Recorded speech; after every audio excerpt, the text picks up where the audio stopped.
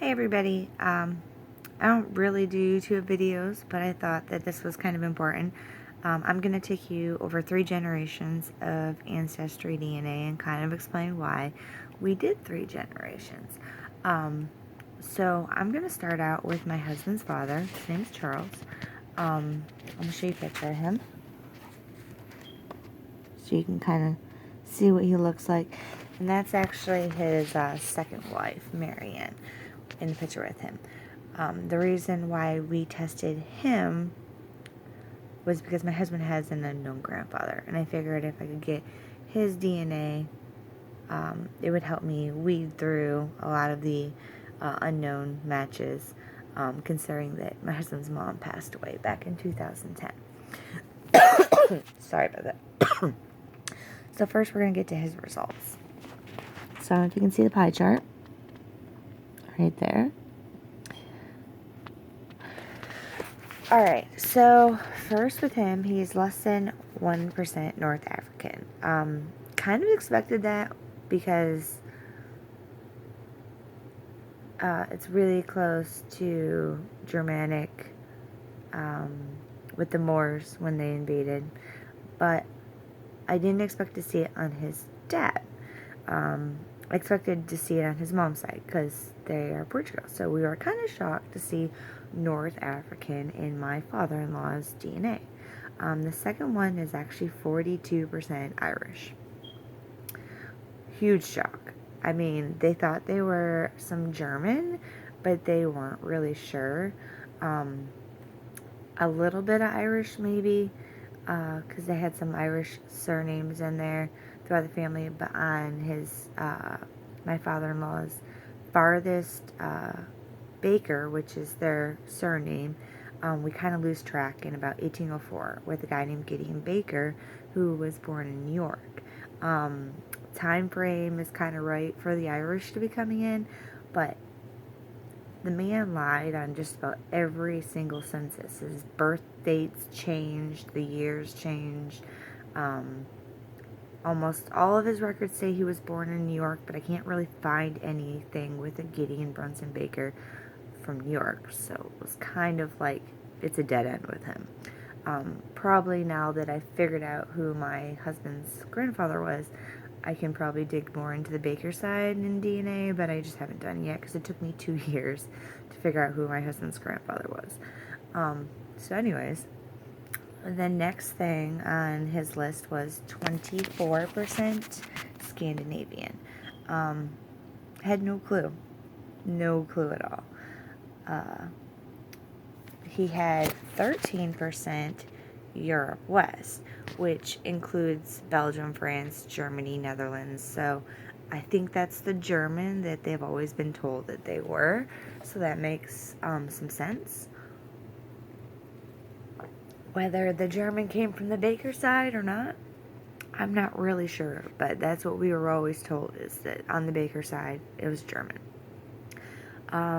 The next one was kind of a shocker, 8% Iberian Peninsula. I expected that on his mom's side of the family for him to have some Spain, Portugal area, because a lot of her family came from Portugal, but not on Charles's side. So we were kind of like, huh, interesting. Then he had 5% Great Britain. Didn't really seem odd to me because if you look at Ireland and you look at Germany, the kind of the middle ground really is Great Britain. So if there was any kind of travel between his family from Ireland to Germany or Germany to Ireland back and forth, you'd expect to see some Great Britain. Then he had 4% Italy, Greece. Again, no clue. No clue where that came from. And then he had 1% Europe East. Kind of with a blank there with the family. Like I said, they had some obvious Irish settlement with the family, but with the Baker side, it kind of like blocks off in like 1804, so we had no clue where they came from. Finland, Northwest Russia, less than 1%, and less than 1% Caucasus. So his breakdown was actually 98% European, 1% African, and 1% West Asia. So the next DNA test I want to look at is actually my husband's.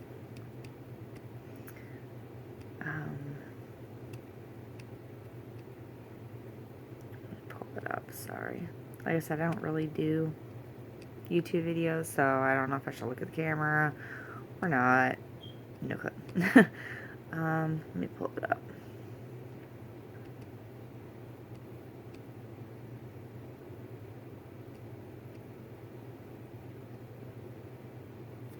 Okay. So, it's a very hard picture to see, I guess. But that's my husband. And he has this thick hair, these big bushy eyebrows. But his facial hair is really red. And he started going gray when he was about 11 years old. So that's, no clue. But he's got these beautiful blue eyes and these long eyelashes. Yeah, he's my husband. Can you tell? But anyways, so let's go to his breakdown. Okay.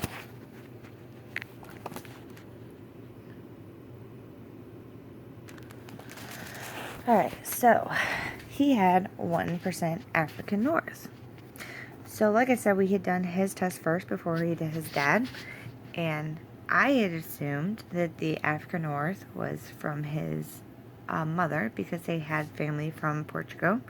And with the Moors invading Portugal, it's kind of a known fact that most people's DNA have at least a little bit of North Africa. So I was shocked to see that it came from his dad. I was kind of like, what in the world is going on? The next thing, 35% Irish. We didn't know much about the Bakers, and his dad was 45% Irish, so I kind of was assuming he was going to be a nice percent of Irish, but 35% is kind of huge, so he probably had it on both sides.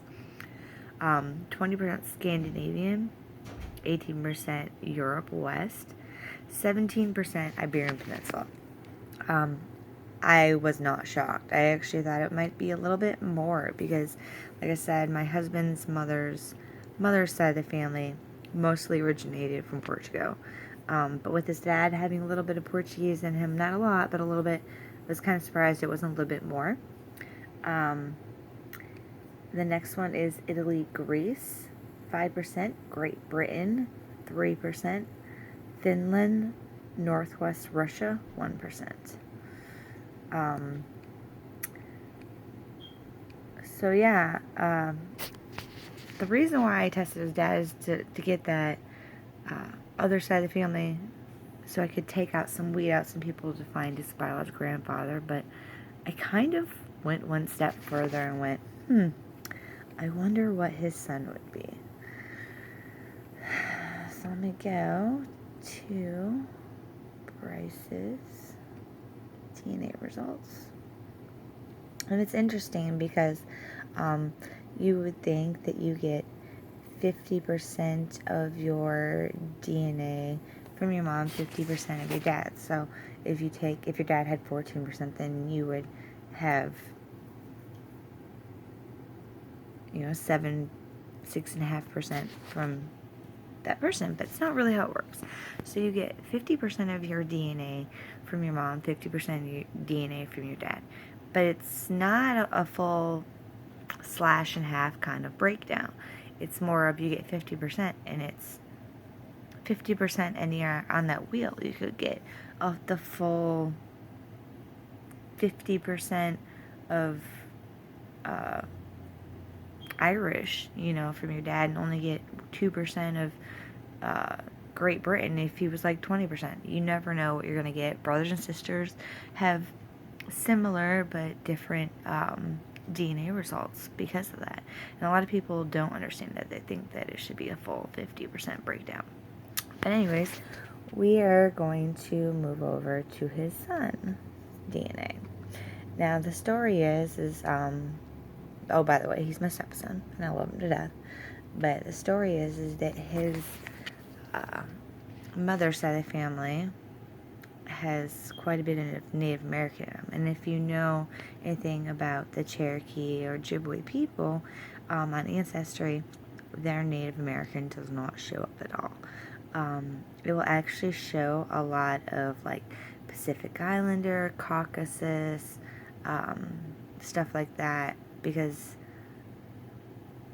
the Native American tribes of what people think in like the northern part of America actually were earlier settlers than people imagined. So I thought maybe he might have a little bit of Native American in him, but that was not the fact. Here's his actual breakdown.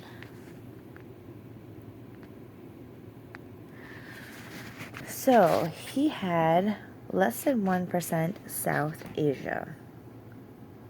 And I was like, what? Because that's like Pakistan, I can't even say the other ones. India, Bhutan, I don't know. So I didn't really expect that.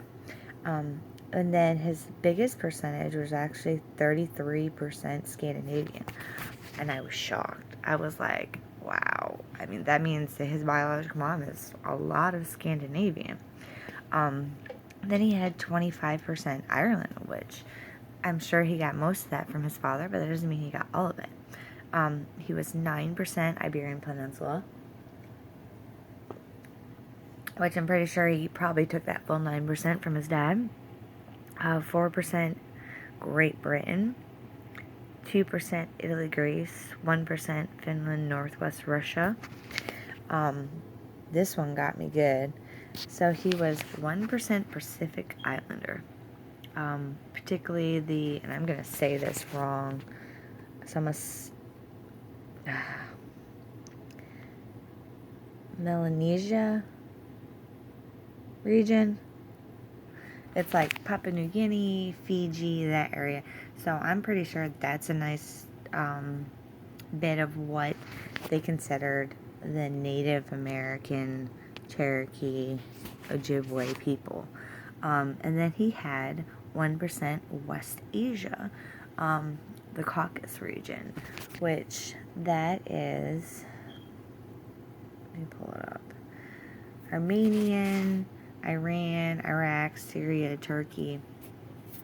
Kind of like what I expected for him to be considered Native American. So that kind of fell into line with what their family had been told about being Cherokee, Chippewa people.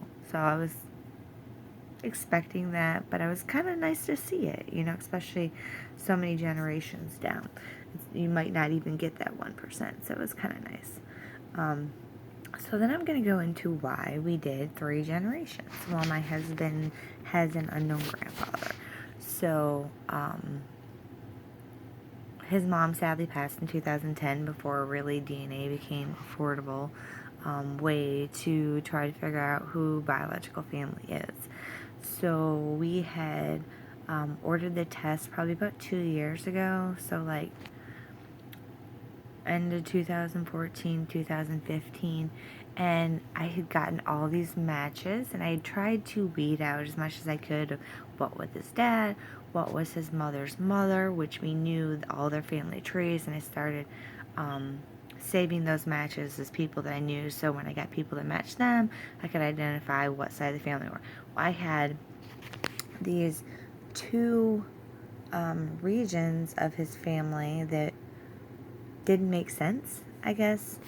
So we were finding a lot of matches to a Joseph LaHertz, who is from Quebec, Canada, and immigrated into the United States. A lot of matches to that. 3rd cousins. We had a really good 2nd cousin match, but she was adopted from Quebec, so she really didn't have any family information. And then I was getting these Chilson matches. The little information we did know about his biological grandfather was his name was Robert Jacobs, that he was 19 years old back in 1961, that he was in the Navy, possibly getting out because he had a bleeding ulcer, and, he was born in Washington. Not much to go on. A name like Robert Jacobs, there's thousands. I mean, we had nowhere to go. So I basically got in touch with a couple of the LaHurt matches and got the family tree and basically started at Joseph and worked my way down. Every daughter, every son, I went through their family trees all the way, and I was trying to get into like the 50s to see if I could get a name that would pop up. And lo and behold, the name we had always heard, Joseph, as the last name, popped up. It was actually, so, oh, I'm sorry, Robert, not Joseph. I'm getting myself mixed up. So, Robert Jacobs was born to a woman whose mother was Laura LaHurts, and her father was Joseph LaHurts. So I was like, interesting. But I kept getting these Chilson matches, and I couldn't match it up. And I had worked the tree down and couldn't find, most of the family was in Michigan area in the 60s and 70s. So I was like really confused.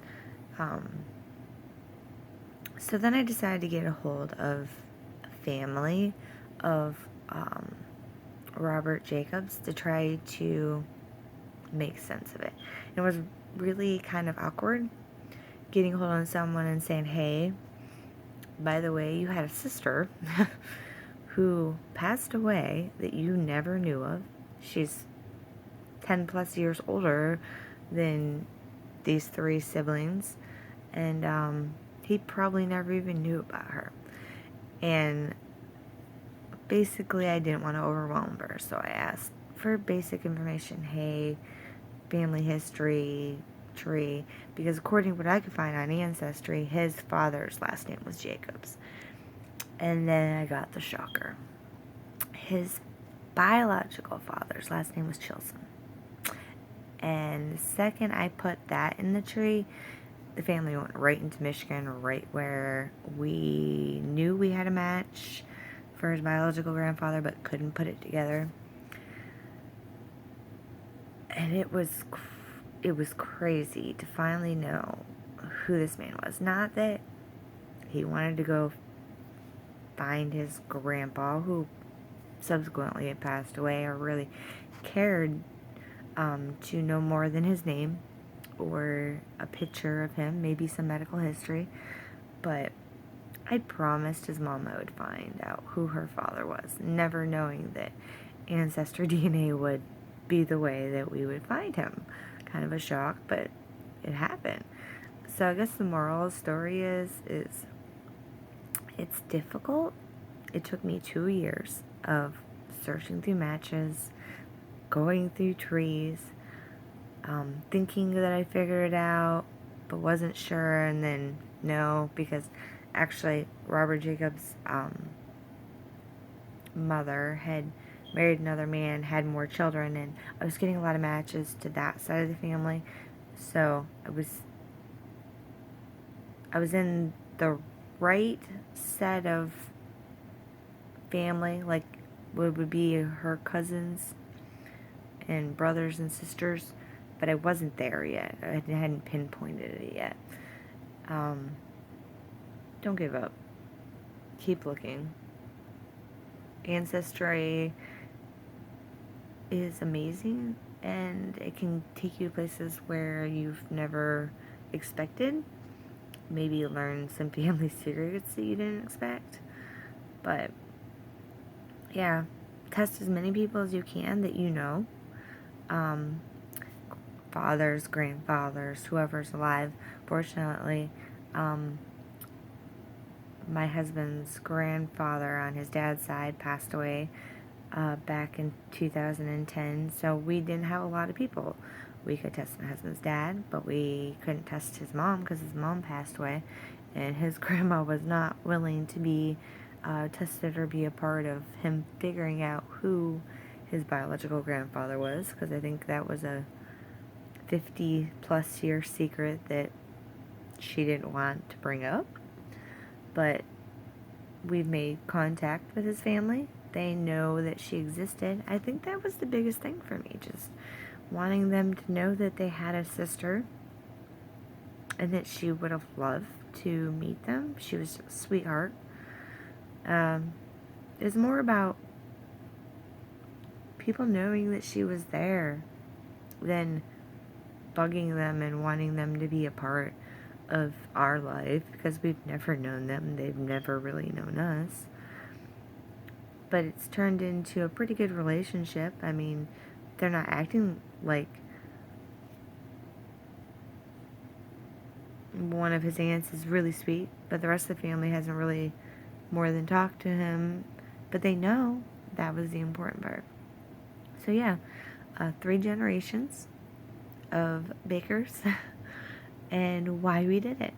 I know it's a long video, and I know I ranted, but it is what it is.